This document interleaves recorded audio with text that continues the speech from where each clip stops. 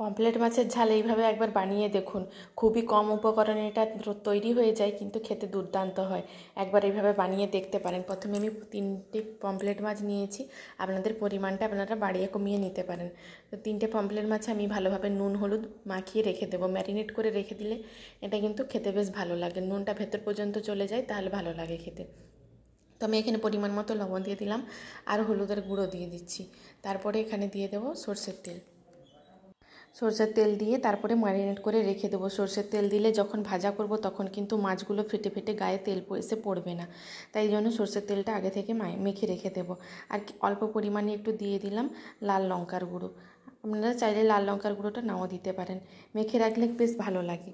তো এইভাবে আমি মেখে রেখে দেবো প্রায় 30 মিনিট মতো। এটাকে রেস্টে থাক, ততক্ষণে আমি এখানে কিছু মশলা বানিয়ে নিয়েছি 1/2 চামচ কালো সর্ষে, 1 চামচ পোস্ত, আর নিয়ে নিচ্ছি 1 চামচ সাদা সর্ষে। দিয়ে একটু শুকনো গুঁড়িয়ে নেব। শুকনো গুঁড়িয়ে নেওয়ার পরে দুটো দিয়ে দেব কাঁচা লঙ্কা। ঝালের পরিমাণটা আপনারা বাড়িয়ে কমিয়ে নিতে পারেন। আমি এখানে পুরো রান্নাটাই কাঁচা লঙ্কা দিয়েই করব। আপনারা চাইলে এটার পরিবর্তে গুঁড়ো লঙ্কাও কিন্তু ব্যবহার করতে পারেন। যে যেমন ঝাল খেতে পছন্দ করেন তেমন আপনারা ঝালটা দিয়ে দেবেন। তো যাতে না সর্ষেটা তেতো হয়ে যায়, তাই জন্য অল্প একটু লবণ দিয়ে দিলাম। আর দিয়ে দিচ্ছি টক দই। ফ্যাটানো টক দই দিয়ে দিয়েছি। দিয়ে বেশ ভালোভাবে একটা স্মুথ পেস্ট বানিয়ে রেখে দেবো। কড়াইতে বেশ কিছুটা পরিমাণ সর্ষের তেল দিয়েছি। এই মাছগুলো কিন্তু সর্ষের তেলের মধ্যেই ভেজে নিতে হবে, তাহলে কিন্তু বেশি টেস্টি হবে। তেলটা যখন ধোঁয়া ওঠা শুরু হবে তখন কিন্তু মাছগুলো দিয়ে দিতে হবে। তেলটা বেশি গরম না হলে মাছগুলো দিয়ে দিলে কিন্তু ভেঙে যাওয়ার সম্ভাবনা থাকে। তারপর 2 মিনিট এইরকম একটু অপেক্ষা করে নিয়ে মিডিয়াম ফ্লেমে মাছগুলোকে আমি ভেজে নেব। খুব বেশি মচমচে করে ভাজবো না, কিন্তু অল্প একটু কালার চলে আসা পর্যন্ত এইভাবে ভেজে নেব। আপনারা চাইলে এই মাছগুলো যদি কাঁচা খেতে পছন্দ করেন তাহলে কাঁচা মাছেরও কিন্তু করতে পারেন। আর পমফ্রেট মাছ যেহেতু খুবই নরম হয়, তাই কিন্তু হালকা হাতে এগুলোকে উল্টে পাল্টে একটু ভেজে নিতে হবে। আর দুদিকটাই লাল লাল করে ভাজা হয়ে গেছে। এবার মাছগুলোকে আমি তুলে নেব।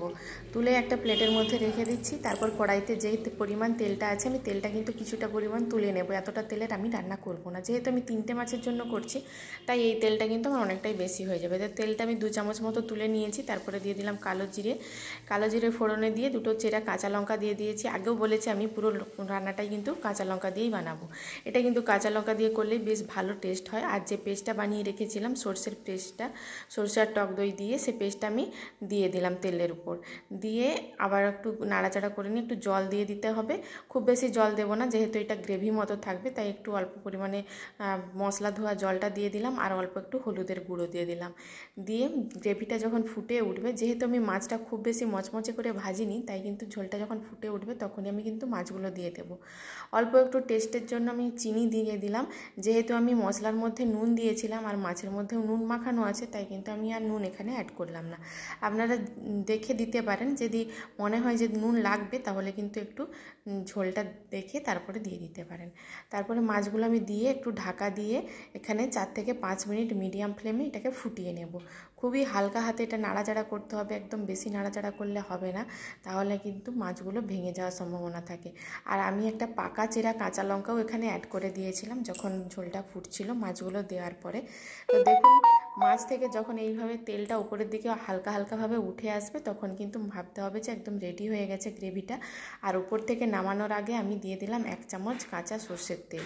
এই সর্ষের তেলটা দিলে কিন্তু ফ্লেভারটা বেশ আসে। এইভাবে একবার বানিয়ে দেখতে পারেন পমফ্রেট মাছের ঝাল। খুবই সুন্দর হয়, সুস্বাদু হয়। গরম গরম ভাতের সাথেই পমফ্রেট মাছের গ্রেভিটা দিয়েই কিন্তু খাওয়া হয়ে যাবে, আর কোনো কিছু লাগবে না। তো আমার মেয়ে তো খুবই পছন্দ হয়েছিল, ও তো মাছ না খেয়ে শুধু গ্রেভিটা দিয়েই খেয়ে নিয়েছিল। তা কেমন হয়েছে রেসিপিটা অবশ্যই আমাকে কমেন্ট বক্সে কমেন্ট করে জানাবেন।